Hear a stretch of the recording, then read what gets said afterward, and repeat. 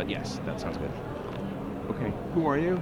I am Michael Totten. I'm an independent foreign correspondent, foreign policy analyst. I mostly focus on the Middle East, but I've also reported from the Balkans, the Black Sea region, and the Caucasus. And you're a popular blogger. Yeah, I had a blog. It was independently. It was just michaeltotten.com. And then it got picked up by PJ Media. And a couple of days ago, it moved over to the World Affairs Journal. So my blog is now hosted at the World Affairs Journal, and I'm a contributing editor there. You travel to the Arab world. I do. How are you safe as an American there? Well, you'd be surprised how safe the Arab world is to travel in, actually. There are exceptions to this. Yemen is one of the most dangerous places on the face of the earth. I'm not going to Yemen. Iraq was extremely dangerous. I've been there 7 times. I've been to the Kurdish region, which was completely safe, but the Arab parts of Iraq were quite dangerous, and the only way that I was safe there, this was at the beginning and the beginning and the middle of the surge, the Petraeus surge. I was embedded with the army in Baghdad and with the Marines in Fallujah. And so I was sort of safe with them. I mean, they get killed, so I could have gotten killed while I was with them, theoretically. But they were the best bodyguards that I could have possibly asked for. So I was reasonably safe, so to speak, in Iraq. But when I go to play other parts of the Arab world, like I'm going to go to Tunisia in a couple of days. Tunisia's fine. It's a perfectly safe place for an American, because regardless of how the Arab world, people in the Arab world may think about us in political terms, they're quite hospitable to foreigners on a personal level. But when you go to Gaza, for instance? Gaza is sketchy. I mean, the average person in Gaza, regardless of what he or she thinks about me as an American, will be perfectly polite and friendly and hospitable, but there are just enough people in Gaza running around who would not be. That makes it kind of sketchy. The only way that I would go to Gaza is with Palestinian protection. Because several journalists have been kidnapped there, and these are the arrogant ones who thought that they didn't need any kind of local assistance and they could just run around loose free on their own, and they're the ones that get snatched. But aren't the fixers who take you around in enough with the regime? Yes, they are. All of the fixers in Gaza, they're with Hamas, although they say they're independent, but if you look into every single member of their family is with Hamas, right? And they say they're independent. But this is actually useful, because if I'm going to go to Gaza, the best protection I can have is from Hamas, right? But are you really getting the problem, right? So who are they protecting me from? Themselves? But can you get an independent view, you think, from Gaza, knowing that you have this kind of Kremlin-like protection? No. I mean, you're going to hear the Hamas line. And look, I mean, if I were to hire a Palestinian fixer in Gaza and say, I want to meet people who are hostile to Hamas, I could probably get those interviews.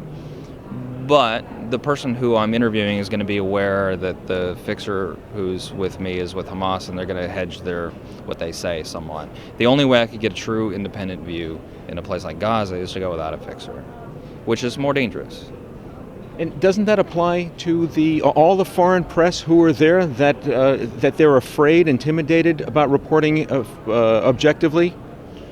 To an extent, yeah. I mean, but Hamas doesn't bully reporters as much as Hezbollah does in Lebanon. Hezbollah is really bad about this. But the advantage in Lebanon is you don't need a Hezbollah fixer. You can't get a Hezbollah fixer. I mean, they don't really exist, I don't think. Or I wouldn't know how to get one. I've never had one. I mean, most of Lebanon is not controlled by Hezbollah at all, and I have total freedom of movement, and people will tell me whatever they want, and it's very easy to get real information there. But Gaza is basically a police state. It's a closed police state, and it has all of the problems that any closed police state anywhere in the world has, not just in the Arab world, but I mean, you'd have the same problems if you were going to be a journalist in North Korea or Burma or any of these places that are run by one-party states. What's your book entitled? The book's called The Road to Fatima Gate.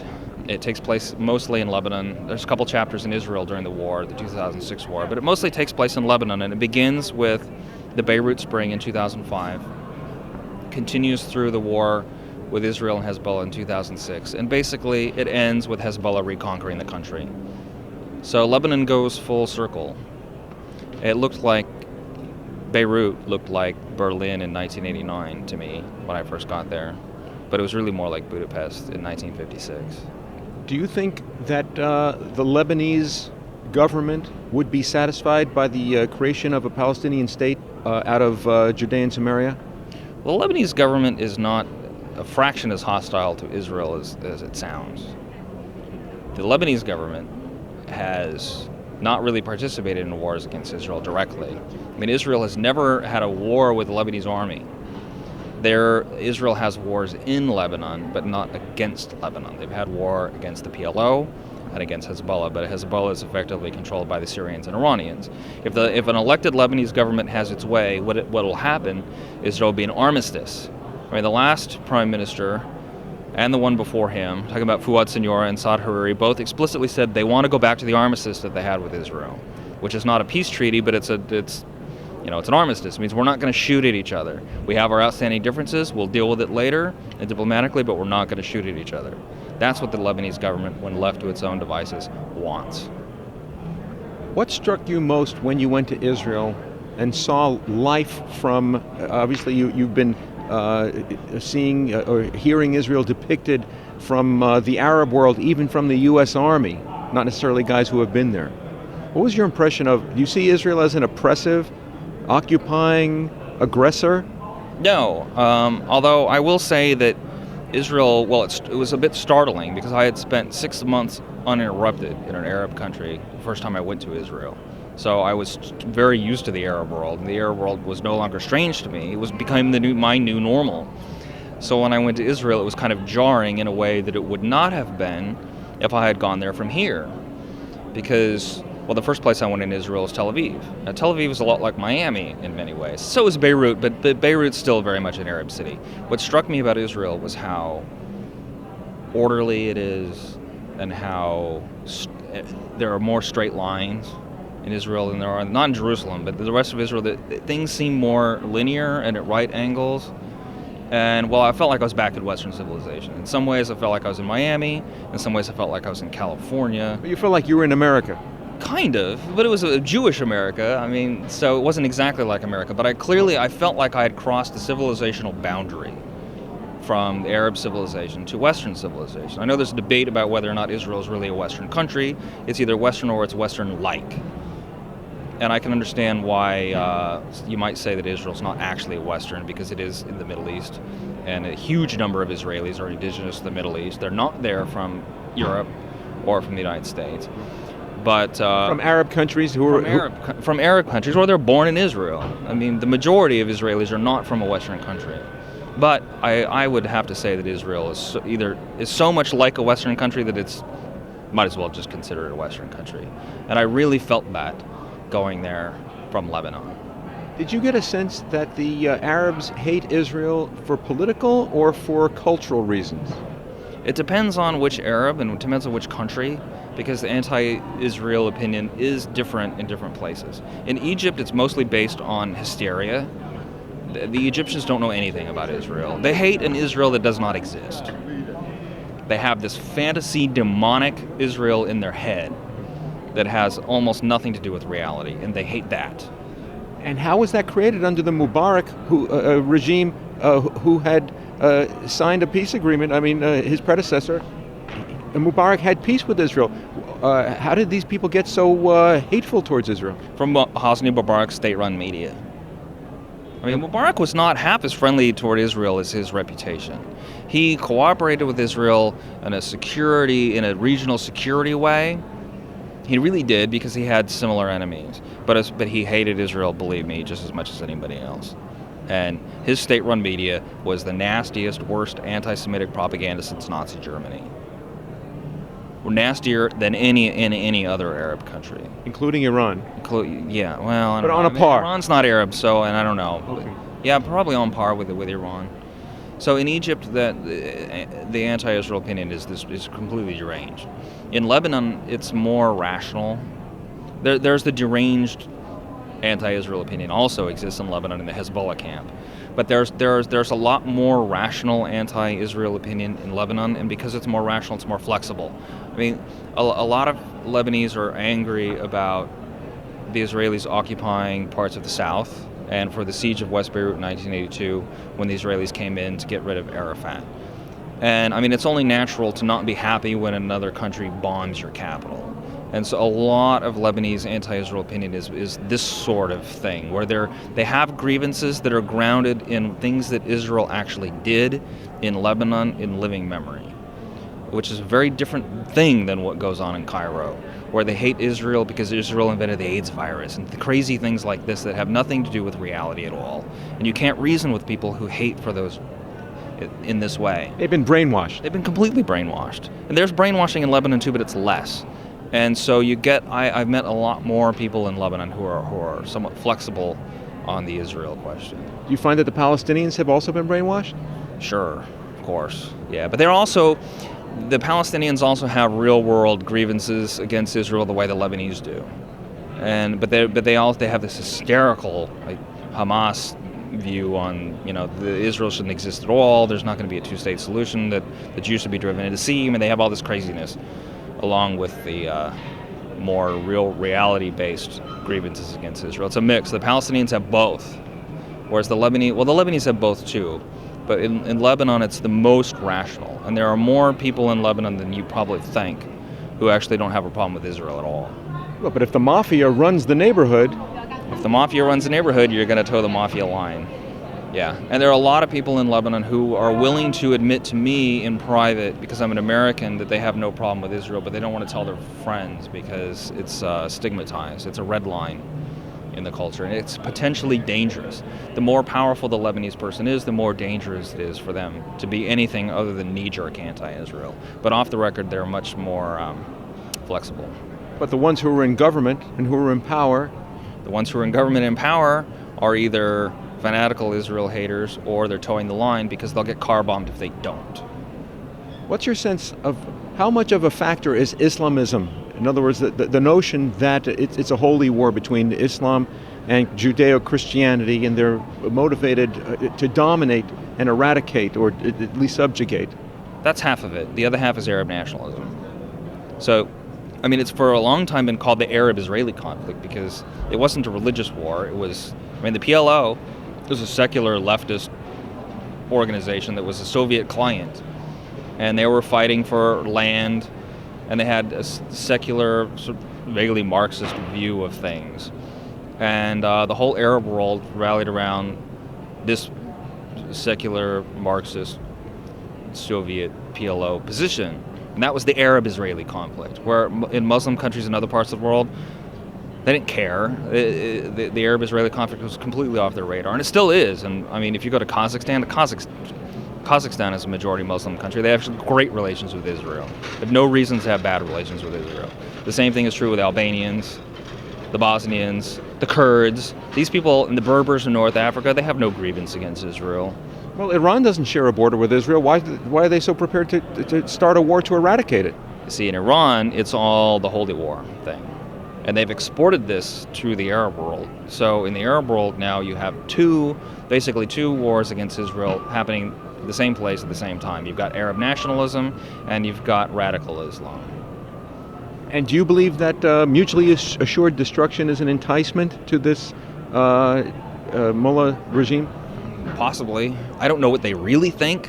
I don't know these people, and even if I did, I wouldn't really know what goes on in their head. But ideologically, on paper, certainly they have the mentality of a suicide bomber, which is completely different from mutually assured destruction during the Cold War, where the Soviet Union, despite its many flaws, did not have a suicide bomber mentality, and it did want to survive. That might be true of the Iranian government also. I don't know.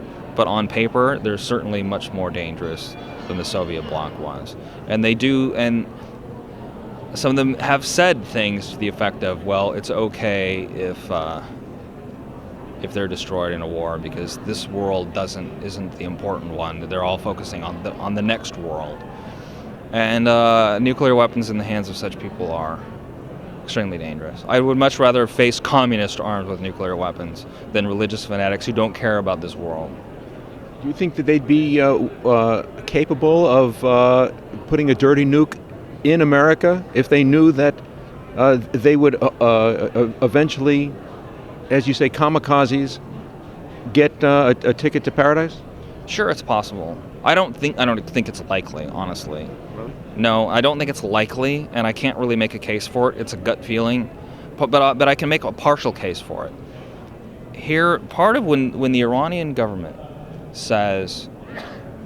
makes all these hysterical belligerent threats against Israel in the context of their nuclear weapons program, part of what's going on here is they're telling the Arabs, look, we're not after you, we're after the Jews. Because the Persians and the Arabs have been slugging it out for more than 1,000 years. The Sunnis and the Shias have been slugging it out for more than 1,000 years. And the Arab world is, for the most part, especially the Arab governments, with the exception of Assad in Syria, is extremely concerned about Iran getting nuclear weapons. I mean, the Saudis have said, if Iran gets the bomb, we're getting the bomb. But the Saudis never worried about the Israeli bomb. The Israelis have had the bomb for a long time. So why should the Iranians and the Saudis never said we need a bomb to counter the Zionist bomb. They say we need a bomb to counter the Persian bomb. Right. So part of what you're getting from Tehran when they're making these belligerent threats against Israel is they're trying to calm down the Arabs. And I know that that's true. I don't know how true it is. I don't know if they're just saying this to get the Arabs to calm down because they're trying to be the hegemon in the Middle East, Right. or if they're also. I mean, look, I don't believe their hostility to Israel is a put on. It's not. I assure Or you towards it's America. genuine. Or towards it absolutely is genuine. Towards America. Both, yes, toward America and toward Israel. It's real, serious ideological hatred. And do you think Israel would be an appeasement to stop the Iranian nuclear program if somehow Obama could take nukes away from Israel? You think that would make America safe from Iran? No, I mean, nobody's going to take the nukes from Israel. And if it did, it wouldn't make anybody safer. It would make the Middle East more dangerous. For sure. And if Israel somehow were to disappear, would the Middle East be more stable? No, not at all. Because the Middle East's biggest problems have nothing to do with Israel. Nothing. They have to do. I mean, we've got radical Islam. There's a huge fight in the Middle East between radical Islam and secular ideologies.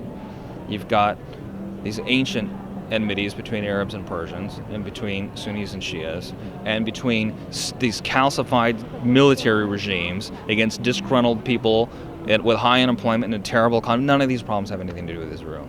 And if Israel could just vanish away tomorrow, and none of these problems would be solved, none of them. Do you encounter the foreign press in your work? Not very often. I ignore them. I avoid them. I don't do it on purpose. I don't shun them. I just tend to work alone. So no, I don't actually have a lot of contact with other foreign correspondents unless they're working with me. Sometimes I do have a solitary traveling companion, but I don't go to press conferences where there's big packs of journalists. I just find that very unappealing and uninteresting personally. So I don't really associate with people who do that sort of journalism. Would you characterize the American or European journalists who go over there as agenda-driven? Some of them, yeah. I think that case can be overstated, but it is also true to an extent, for sure. But it depends on the individual. Some people are more agenda-driven than others. But look, all of us have opinions. I mean, I will defend them to a point, even if I disagree with them, because I have opinions also. Right. I mean, I am a human being. Right. You can't go to the Middle East and not have opinions on this stuff. It's just not possible. And I mean, especially when there's shooting going on. I mean, it's not humanly possible to show up in a war and not care what happens. It's just not possible. So, but that doesn't mean that. I mean, I will never write anything that I know is false. I have my opinions, but I do try to be fair. And there are people who have different opinions than me who also go out of the way to be fair, and I know that they're doing that, and I recognize when they're doing that. And the others are just propagandists, and that's also obvious. To me, anyway. Because I work in the same places they do, and I'm exposed to the same sets of facts. And so I can tell who's being agenda-driven and who is not. Would you say that about Associated Press reporters? I don't read the AP. No, but you meet the journalists. I don't read the AP stories, hardly, and I don't meet them. And or Reuters? No, I don't do that kind of journalism, and I, for the most part, ignore that kind of journalism. I find it uninteresting. I mean, sometimes you need an AP story if you want to know what the Prime Minister of such and such country said this morning, but other than that, I don't read them, because there's not much information in there that is useful to me. But surely some of these people are agenda-driven, but not all of them are. Do you see America as being safe through continuing to support Israel? I don't think of it that way personally. How do you see it? I mean, I support Israel in a general sort of way, whether I agree with everything they do or not, just simply because it's a democratic country. I mean, I support Israel for the same reason that I support Britain and Canada and Australia and Japan and South Korea. I mean, for me, because I'm not Jewish, so I don't have any, and I'm not religious. I'm not a religious Christian either, so I have none of that. Right. For me, it's just that, well, Israel is a fellow democracy with basically the same values that the United States has. And it's facing... And its enemies do not have the same values that we have. So I support Israel for that reason, in a general sort of way. I mean, nobody agrees with everything the Israeli government does. It's not possible. I mean, everybody who's been to Israel knows how viciously they argue with themselves about about what the appropriate policy is. But if America's fighting global jihad in Iraq and Afghanistan, isn't Jerusalem an important front in defeating the global jihad? Well, in some ways, yes, because the Israelis have excellent intelligence. But they don't help us militarily directly in the way, say, Britain does, where, I mean, Britain was in charge of southern Iraq militarily for a while. And the Israelis don't do that sort of thing because they can't, because it's too much of a lightning rod. I mean, if the Israeli army to barge into Iraq to help us out, it would just be more trouble than it's worth. Yeah. So Israel's not a military ally of the United States in that sense. But it is very good with intelligence, and it's also part of the strategic architecture for the part of the Middle East that Israel is in. They're not really part of the strategic architecture for the Persian Gulf, because that's a little too far away.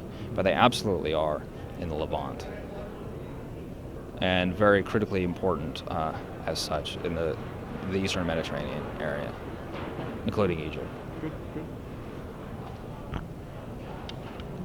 I know. Glad